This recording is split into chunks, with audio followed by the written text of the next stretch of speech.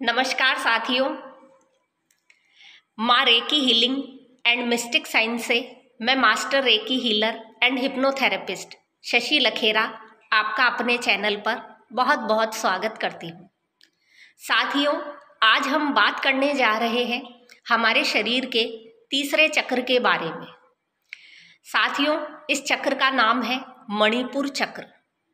यह चक्र हमारी नाभि से 2 से 3 इंच की दूरी पर ऊपर की ओर स्थित होता है। साथियों, इस चक्र का रंग पीला होता है और यह चक्र अग्नि तत्व से संबंधित होता है। इस चक्र के देवता विष्णु भगवान और लक्ष्मी जी होते हैं और इस चक्र को ऊर्जा सूर्य देव से प्राप्त होती है। साथियों, यदि किसी व्यक्ति की विल पावर कमज़ोर है, सेल्फ कॉन्फिडेंस बहुत कमज़ोर है, यदि विकट परिस्थितियों में व्यक्ति में साहस नहीं रहता है, पैसे का फ्लो, नाम शोहरत आदि की कमी और पाचन संबंधी परेशानियां यदि किसी व्यक्ति में है, तो इसका अर्थ होता है व्यक्ति का मणिपुर चक्र असंतुलित है। साथियों, इस मणिपुर चक्र को संतुलित करने के लिए जो पहला तरीका होता है वो होता है कि धूप में सुबह 10 मिनट के लिए खड़े हो जाएं और सूर्य की रोशनी अपने इस चक्र पर आती हुई महसूस करें।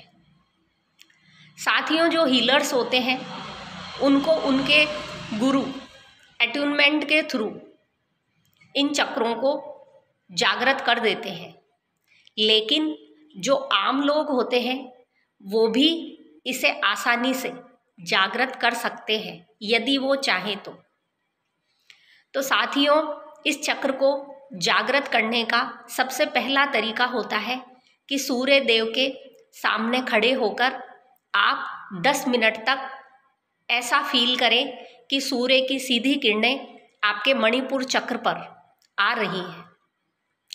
साथियों, मणिपुर चक्र 2 चक्रों में होता है, एक शरीर के आगे की तरफ और एक शरीर के पीछे की तरफ।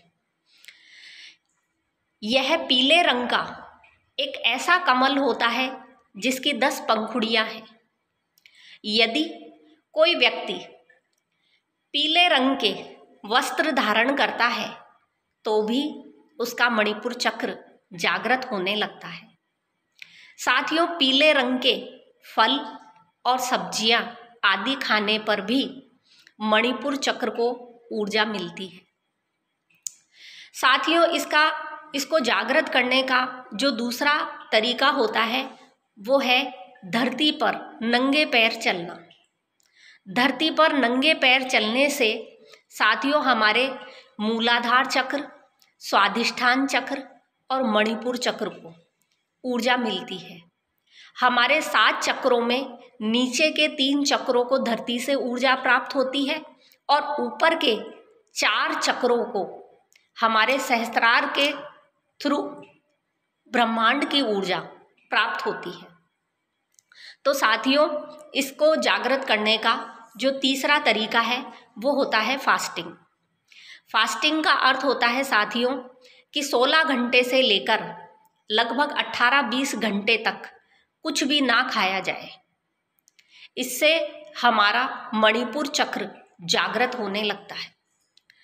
साथियों, इसका अगला तरीका है रम शब्द का ध्यान किया जाए और आंख बंद करके यह फील किया जाए कि आपका मणिपुर चक्र इस जगह पर एक क्लॉकवाइज डायरेक्शन में घूमना चालू हो गया है और यह चमकता जा रहा है, चमकता जा रहा है।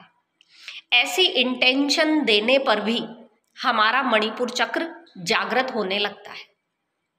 साथियों, जो लोग योग ध्यान वगैरह करते हैं तो योग में साथियों कपाल भाती इसके लिए सबसे बढ़िया माना जाता है। जो पुरुष हैं उन्हें लगभग 300 स्ट्रोक्स और जो महिलाएं हैं उन्हें 200 स्ट्रोक्स कपालभाति करने चाहिए। इससे उनका मणिपुर चक्र जागृत होने लगता है। तो साथियों, मणिपुर चक्र जब जागृत होने लगता है तो व्यक्ति की विल पावर बढ़ जाती है। वह कठिन परिस्थितियों में डटकर खड़ा रहता है। उसका कॉन्फिडेंस लेवल बहुत हाई हो जाता है। उसकी लाइफ में मनी का फ्लो बहुत अच्छा हो जाता है और उसे नेम और फेम मिलने लगता है। साथियों, उसके पाचन संबंधी सभी परेशानियां, जो भी रोग होते हैं, वो सब इस चक्र के संतुलित होते ही सभी आराम से ठीक हो जाते हैं।